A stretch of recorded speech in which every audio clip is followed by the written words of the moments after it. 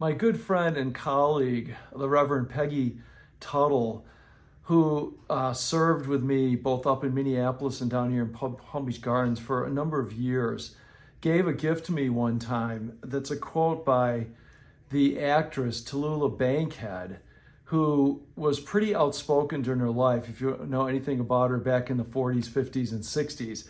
But one of the quotes that's attributed to her says, "To hell with criticism, praise is good enough for me." And I look at this all the time in my office because we can be really, really hard on ourselves.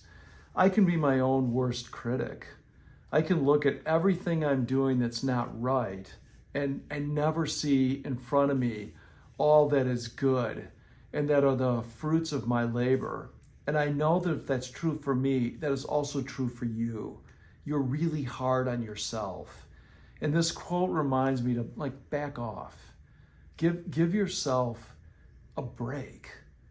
And by giving yourself a break, you give others around you a break so that you're not always looking at the world as a critic, but you begin to appreciate the world around you as a gift.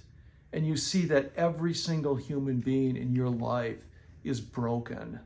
And from that brokenness, they say and do things that can be hurtful. But you and I are people of faith.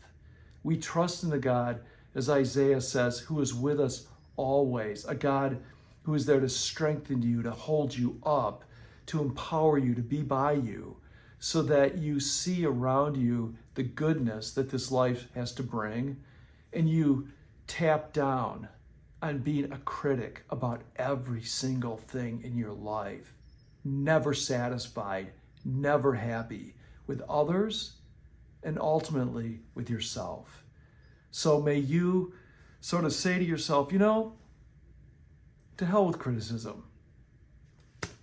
Praise is good enough for me.